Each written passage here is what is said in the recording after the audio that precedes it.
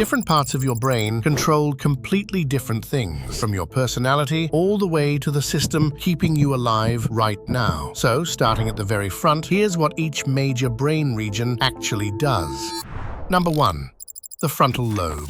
This is the CEO of your brain. It plays a huge role in personality, self-control, and decision-making. Damage to this area can completely change who someone is, but its main role is voluntary action and control. It contains 2 parts: the prefrontal cortex, responsible for long-term decision-making and impulse control. It also handles working memory, which lets you hold a thought in your mind for a few seconds while using it. And the motor cortex. This sends the actual signals to move your muscles. What's interesting is that the right side of this area controls the left side of your body, and the left one controls the right.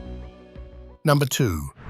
The anterior cingulate cortex. This is your internal error detector. You know that feeling when something is awkward or you realize you just said the wrong thing? That is actually your ACC firing. But detecting mistakes is useless if you can't actually control your body.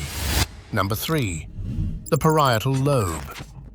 This area processes touch and spatial awareness. It creates a 3D map of your body, telling you exactly where your limbs are without looking at them. It's the reason you can walk up the stairs without watching every step. But none of this would work without the extra little brain that you have on the back of your head. We'll get back to this in a minute.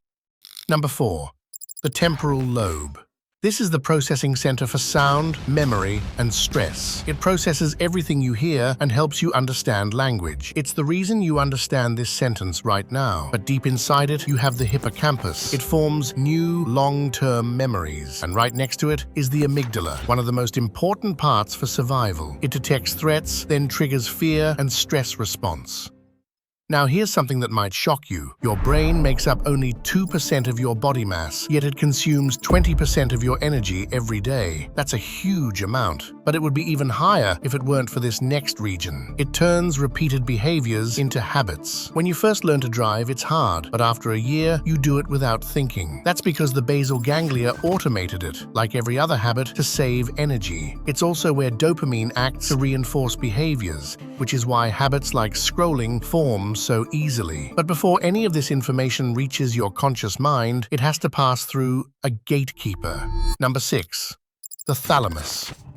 Almost everything you see, hear, or feel goes here first. The thalamus decides what is important enough to send to the cortex and what to ignore. And sitting right below it is the hypothalamus. This controls your hormones and survival drives like hunger, thirst, body temperature, and sexual drive. This is where the brain controls testosterone, cortisol, and other hormones. Now here's something wild. You'll spend roughly 26 years of your life asleep, and the entire thing is controlled by a single gland, the size of a grain of rice. This tiny area controls when you fall asleep and when you wake up. It releases melatonin. It's called the pineal gland, and it's located deep in the center of your brain. But how does it know when it's nighttime? It relies on a signal from the back of your head. Number 8. The occipital lobe. This is purely for processing vision, because your eyes don't actually see, they just capture light. And the occipital lobe is what interprets that light into shapes, colors, and faces. But seeing the world is one thing. Moving through it without falling over requires something else.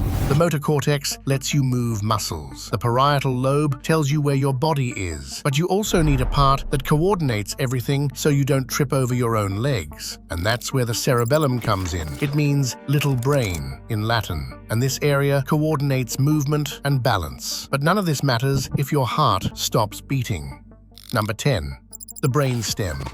This is the part that keeps you alive right now. It controls your breathing, heart rate, and blood pressure. You don't have to think about it, it just runs in the background 24/7. But finally, how do all these separate parts talk to each other?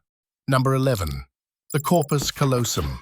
This is a bridge of nerve fibers connecting the right and left hemispheres. It lets both sides communicate, ensuring all your brain areas work in sync. Now, obviously, this isn't every area in your brain, but these are the key regions that will make you understand 90% of your whole brain. If you want a part 2 going deeper into the brain, let me know in the comments. Don't forget to subscribe for more science-backed brain upgrades. Stay smart.